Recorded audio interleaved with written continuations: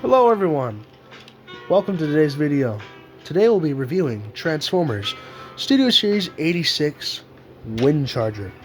This is a figure I got a little while back on Valentine's Day, back in February. It was a gift to me from my partner. They bought them for me while coming back from work. So yeah, Windcharger here, I believe, is a Firebird, or at least that's what his alt mode is based off of. I need to do some research on these guys before I start doing these reviews, huh? Yeah, I'll try and do that next time. Either way, Windcharger here is kind of like definitely a modified one, because, you know, bring Bumblebee in here. I don't think a car of this magnitude is supposed to be the same size as a Volkswagen Beetle. No, like, just getting a look at the two. First of all, I just love the colors. It makes me excited for A6 Cliff Jumper. But like I'm saying, like, I don't think this car's supposed to be about the same size as this guy. But yeah, Windcharger here is quite lovely. Rolls quite well, honestly. All four of his wheels are pinned. This side, this side. Alt mode from the top view is quite nice. Side views are looking quite lovely. Side profile is a little weird looking with this extra piece down here. Obviously, when you flip it under, we get some chunkitude, as always, with his Autobot. Stuttering, wow. With his auto badge right there. And obviously the legs and face. But honestly, the alt mode's quite nice. Got some lovely headlight detailing. Some bumper or grille detailing. Backside, we have some sculpted tail lights, I want to say, right here and here. But obviously unpainted because, well, just the nature of this design. On the back, we have this charcoal black kind of window sloping here. The windows are clear plastic on the sides, and the front is two clear plastic inserts, which is quite nice. Windcharger here has two accessories that he comes with. His magnet power effect and his small little pea shooter blaster. Blaster you can store on the underside, just like such. And this, if you do it that way, this allows him to roll. But if you want it to stick out kind of like a tailpipe, it's going to have a little bit of trouble, as it's going to be a little longer, meaning that this wheel right here ain't going to roll well. But you'll have that exhaust pipe. So yeah. The other accessory, his magnet effect, is also usable in car mode. Right here in the front, you probably notice this bit of an ugly gap here. That's so you can incorporate this piece, allowing us to show off his magnet effect in alt mode. So yeah, put him on the turntable. You can see just how he looks, all 3D and lovely. If y'all are wondering what happened to the turntable, I dropped it. So the top layer here cracked. I filled it in with some epoxy right now, but you know, I suck at using epoxy resin and all that stuff, so it didn't really come out all cleanly. But yeah, with that being said, and not much else to talk about alt mode wise, I guess we should go into comparisons and transformation. So that's what we're going to do. As you all just saw earlier, we had Bumblebee up here. Let's bring him back though for our deluxe class scaling. Putting the two together, you can see how the two scale. Looking quite lovely and nice as ever. Honestly, I do not mind how these two scale. And looking at how they seem on camera, they look quite nice together. So yeah. Next up is our Voyager class figure, 86 Ironhide. Another rather large red figure with blue windows as well, as I'm just noticing this. Huh.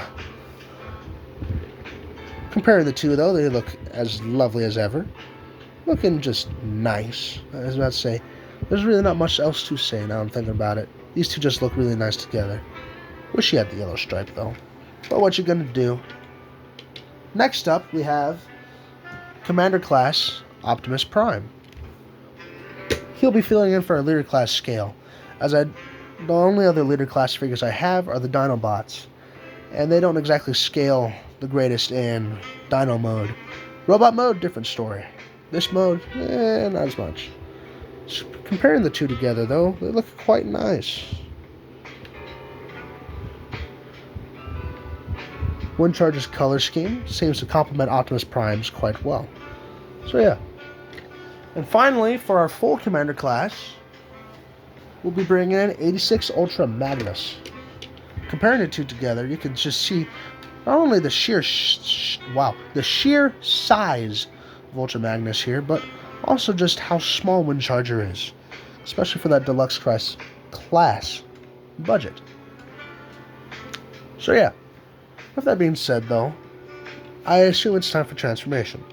So the first thing you want to do is come to the front and pull up. Be sure to grab from about here, then put your thumbs on the inside so you don't stress the plastic here, like so. Next thing you want to do is push in the wheels. There's a slot right in there. There you go, right there, that you're going to want to flip the wheels into. Next thing you want to do is collapse everything. That front grill section with the slots will go into these tabs right here, just like so. Then you can split the legs, unlock the knees a little bit to make articulation and posing him a little easier. Next thing you want to do is come to the back, shift this up a bit, and kind of start angling just a touch. Let's say, try to get it to move out of the way a bit, if it wants to. There we go. Alright, can't remember what I was saying. My little brother needed some help playing Crash Bandicoot. He's been getting his shit rocked. But yeah, like I was saying though, we want to grab this piece here and shift it up a bit. This will allow clearance for the arms to come back out and for the shoulders to shift down. Next thing you want to do is be very gentle, as this entire piece is clear plastic. It's not opaque plastic, it's all clear plastic. So be very gentle with this. What we want to do is try and get these two pieces right here and here in these slots right there and there. Then there's a slot right here in the top that goes onto this tab. You want to be very gentle and to not force that, as they could cause breakage. Next thing you want to do, flip down the fists, just like so. Rotate the wheels right here and right here.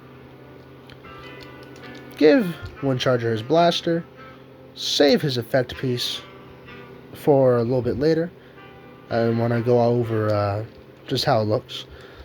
And there you go. There's Windcharger, looking as 80s as ever.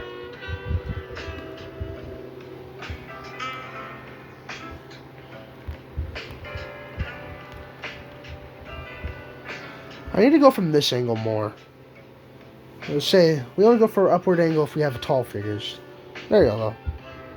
Getting a nice look at Windcharger here. Very limited backpack. Most of the cables put into the legs, which I appreciate actually. You know, it's not perfect, but it's just it's fine. Honestly, he looks pretty decent in the pose. He just feels good to handle. Honestly, I'm pretty content with this. Now, I'm going to go transform some of the other guys, getting ready for comparisons in a little bit. I'll be right back. See y'all soon. Alright. Hello, I am back. A few more things happened. Family stuff. So, yeah. Now, with that being said, though, let's actually get into why you guys are here. Windcharger here is rather lovely. Has quite a few unique attributes, such as his head. His head's mechanism for articulation and movement is on a lever system. So, when you flick the lever down, he can look up. And when you flick the lever up, he can look down. Just like such. And honestly, it's very fascinating that such a tiny little piece of plastic allows that. And I love that it does, because it's so unique. To me, at least, it's very unique. This is the first time I've ever seen such an idea used on a figure. I've seen switches, little push poles, and all sorts of little doodads on other figures. But for a Transformer, I don't think I can recall the last time I've seen a switch mechanism like this. Reminds me of how A lot of figures back, or I guess not back, yeah, I guess kind of back then. But a lot of figures from the early 2000s had little tricks, little gimmicks, little doodads. Kind of like Windcharger here. And I'm hoping that someone can design an upgrade kit for Commander Class Motormaster. Excuse me, sorry.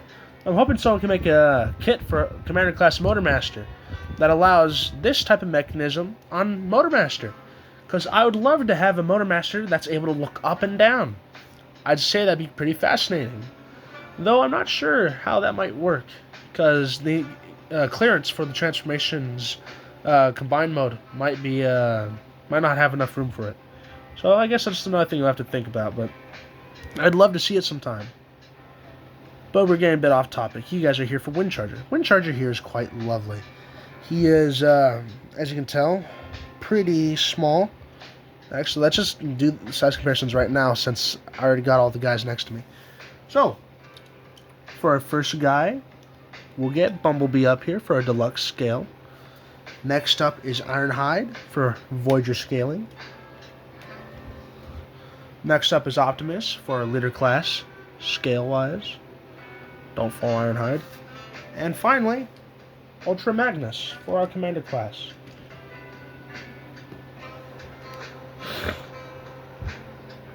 There you go. I pray that none of these fall. We'll take the spinning a little slow. Okay, yeah, we're just not going to spin at all. Let's see, last thing I need is Prime to get decapitated again. Because if y'all watched, I think it might have been Wheeljack's video, Prime fell and lost his head. So yeah. Windcharger here, though, has a lovely face sculpt. Very angular, very chiseled, honestly. Like, that chin is very, just like sunken in, kinda. That was very, yeah, it's a very, like, strong chin there, too. God damn. Upside down triangle looking at. But yeah, say, like, little details like that I like. The eyes are a nice shade of blue. We're kind of going for that sunbow kind of blue, which looks nice. I like it. Arms are on ball joints. So, you know, they have as much range as a ball joint can allow, along with just what their arms can do. For example, Windcharger can't go all the way out without utilizing the hinge that's in his body. Because if you try to move him without or if you try to get his arm straight out without moving that hinge, it's just gonna pop off. Well, if you do, shit. Well, if you move it up like this with the hinge, it's just, that's what it kind of looks like when you do that. Okay, these ball joints are actually a little frustrating. Quit moving. There you go. Yeah. So it's not perfect, but hey, what you gonna do? That's as far as the arms will go, though. Arms go full 360 around as well. 360 rotation at the bicep. 90-degree elbow bend. Wrists swivel, but a little hard to do when there's nothing in his hands. For example, if you try to get your hand on it, you kind of have to use your other finger to twist it. But they're also on ball joints, so you can get some sword-wielding wrists in there.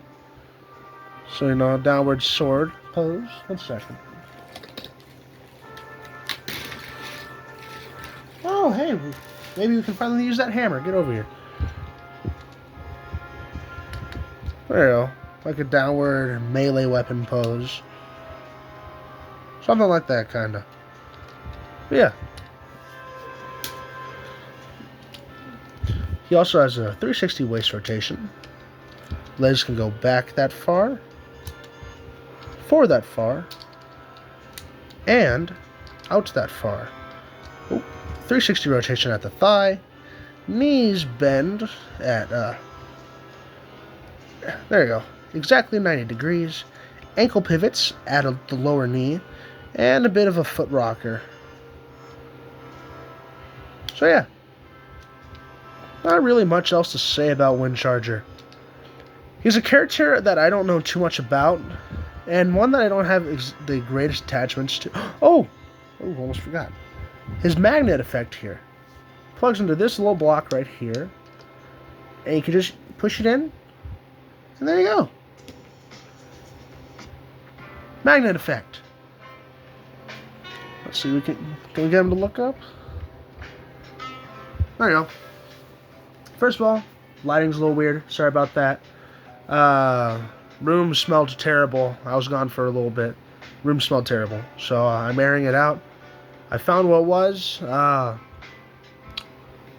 Turns out one of my cans of spray paint busted open.